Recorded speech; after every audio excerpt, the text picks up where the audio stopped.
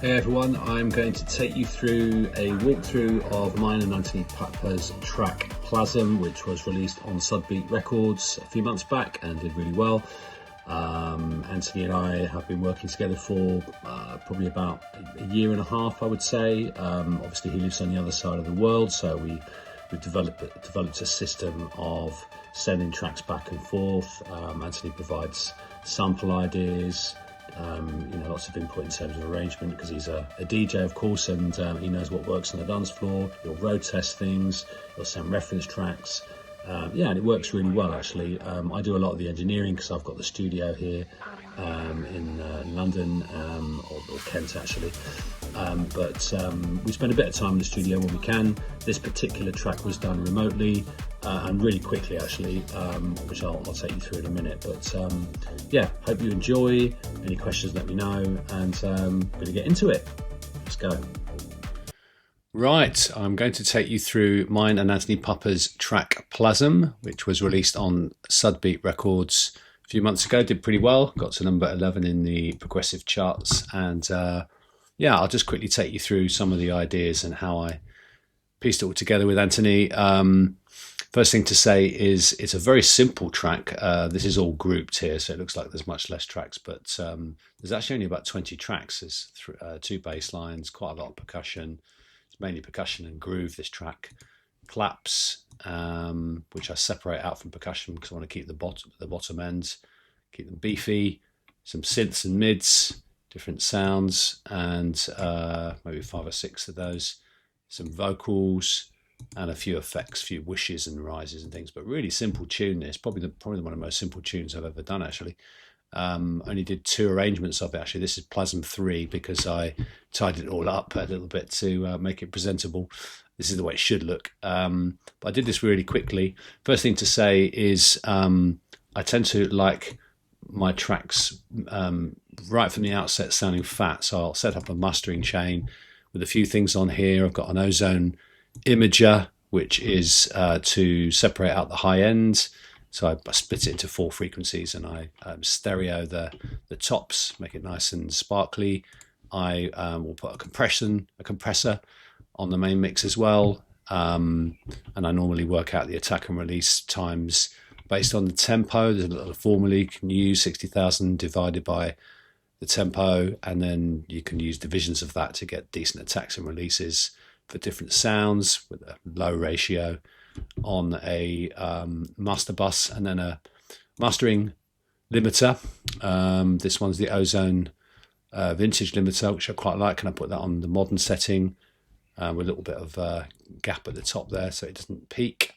And then I use this thing called a reference plugin, which is really useful for comparing your tracks to other tracks. I do this normally at the end of the mix, and I add this, and I can refer it to another track. This time I'm using James Harcourt. The last time I really liked how big that sounded. You can level match or not, and tells you the luffs and all that good stuff, and whether it's over compressed or under compressed, and whether there's too much bottom end, and that's good. Tells you whether your mix is loud and punchy and comparable to professional records before I send it to the mastering engineer. So I take all these things off if I'm sending it to the master engineer, but I like to mix into mastering plugins at the outset. So let's have a quick listen to the tune, a little bit of it maybe from here. Oh, that's not it, because that is the reference track. There you go. I'll take it off the reference track and put it on my original. That was James Harcourt.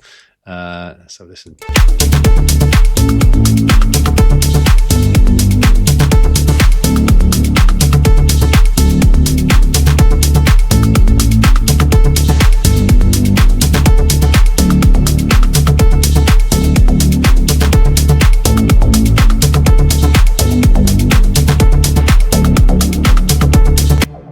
You get the idea. Right, so just quick walk through the different sounds. We've got a kick drum, very fat kick, so just solo that. This is obviously the pulse of the track.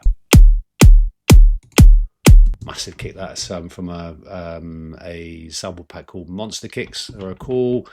I have actually got a tuner on it because I wanted to see what key it was in. It's in D. I sometimes try to find kicks that are in tune, or I'll start off with working out what the the root note of the kick is. They don't always have root notes, by the way.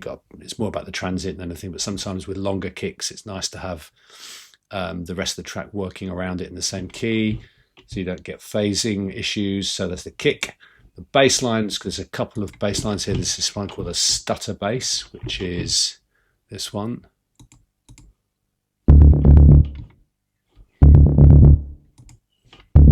Quite a few things on that. It's a Diva. That's the original sound. I play with the cutoff, I think, throughout.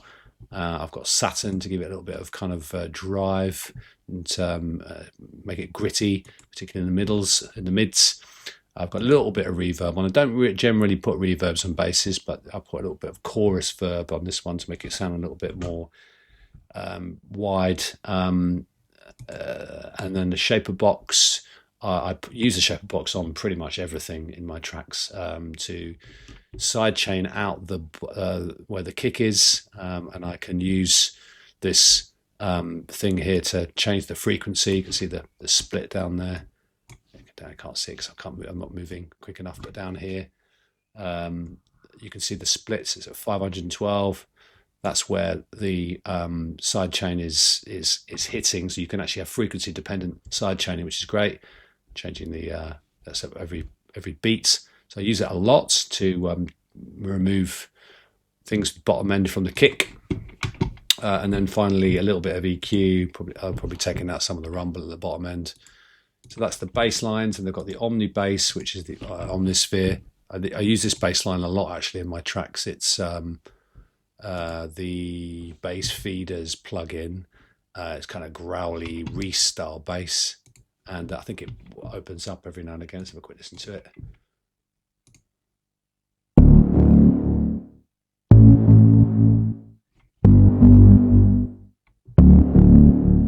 So there's that one. We've got percussion. There's a lot of loops here actually. These were all loops that I found and just threw in. So you've got some toms, which are quite cool. These ones.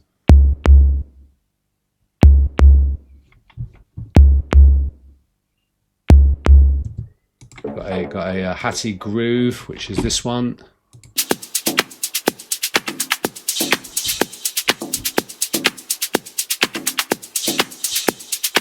A wicked little groove, that one. And what else? We've taken a bit of the EQ off the bottom end, I think. Yeah, take all the bottoms out. We've got a clicky groove here, which is this one.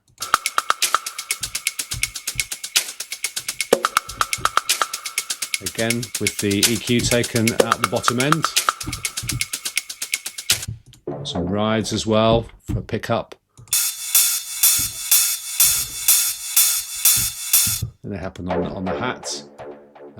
We've got an open hat as well. A little bit of reverb on that. And the original sample had reverb on it. We've got claps. I think we've got two different claps, a clicky clap and a chunkier clap. This is the clicky one. Quite snappy. And you've got a sort of like bigger, wetter sort of sounding one. Oh, it's not wet actually. It's quite stereo. And then you've got some synths. What have we got here? We've got this SOS Siren one, which is this one.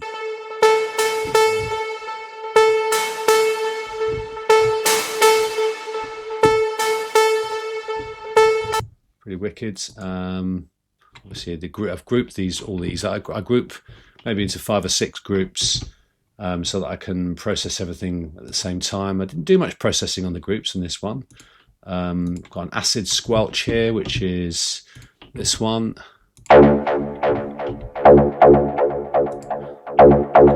See, it rises up there. There's a bit of delay on it, so look, it's a Diva again. I'm a big fan of Diva, which has got a native delay on it and a plate reverb, and a bit of shaper box to take the bottom end out again, so it doesn't interfere with the kick, and a bit of EQ again to roll off some of the rumble.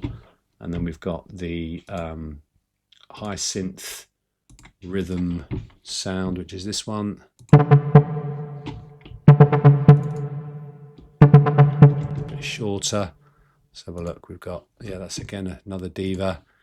So with again side chains for the kick. A little bit of room reverb, Valhalla, which is another one of my faves, and a bit of auto filter. I think it fades down and fades up, that one. And then as well as some actual automation. I think there's no automation on this one. I kept pretty simple. There's no automation on Diva itself. Normally there's quite a lot of automation. And then we've got another synth straight, which is this one.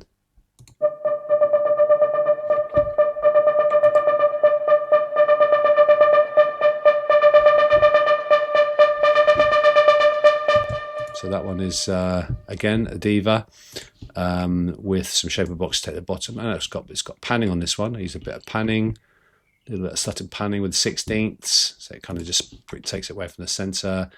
A bit of EQ again, quite a bit of EQ on that one, and then a bit of shimmer.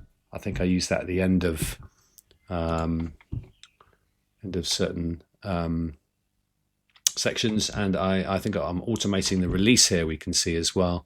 So it kind of gets longer and longer as it goes into the breakdown. So let's have a listen to that just there.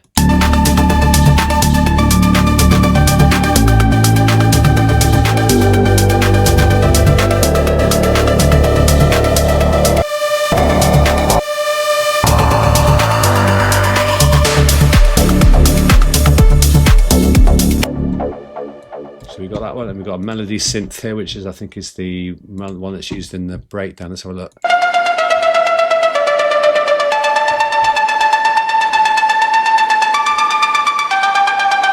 This one's actually a sample I found, and it's got its filters up and down. It's got a big shimmer reverb. Shimmer's amazing for big sounding reverbs. And then we've got a couple of little vocal snippets over here. There's this one, which is C'est toi. It's a French, sort of French sounding vocal here. C'est toi, toi, dont je me souviendrai. You can hear that shimmer reverb again. I think it's got shimmer on it. No, it's just a big. I think it's already got a big reverb on. Yeah, it has. And then another vocal here, which sort of teases its way in just before the breakdown. Here we go. And reading all your letters, I know you better. I'm not entirely sure what it says. Just try it again, because I think it was on the wrong warping thing. So listen. Oops. And reading all your letters, the time I know you better. No idea what it says. And then that is, it's got a bit of auto filter again. So you can see it's really simple, this tune. I mean, I often have a hell of a lot more things going on. Final things, a few tiny little effects. So I've got a riser here, which I think is the sort of crashy, splashy sounds, this one. Which is pretty wicked. And this one, same one again. And then there's a riser here, I think.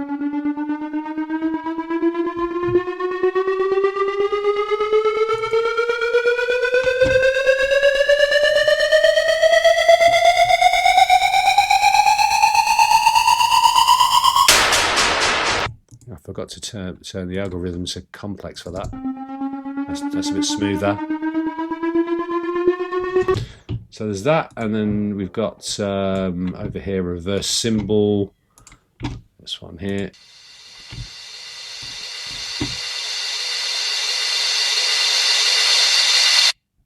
We've got I think a clap here, got a sort of crashy clappy thing. This thing here.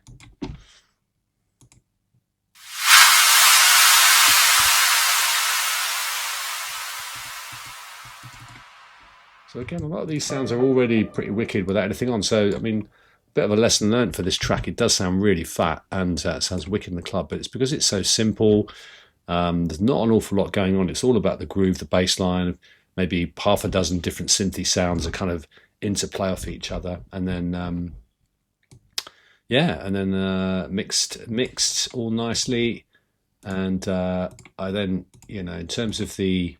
just group these all again. In terms of the mastering process, as I mentioned, this trick where you time the attack and the release to the BPM of the track. The reference plugin's great. I can just play it here, and you can see how I can choose a section of this James Harcourt track and see whether or not it's got similar luffs. I'll show you now. You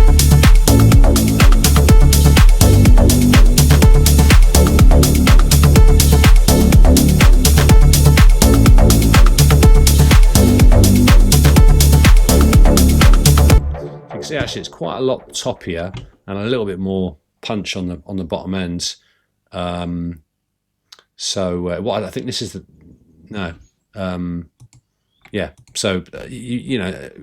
it's more of a concern if it's like really low down the bottom, or you have to check it in different sections of the track as well. And I'll use that as a reference to help me go in and do final changes in EQ and all the rest of it. So yeah, there we go. Really, really simple, but worked very well, and it was a pretty successful release. So there we go. Hope you enjoyed my little walkthrough, and comments, questions, anything, let me know, and happily see whether I can help you and guide you if needed. All the best. See you later.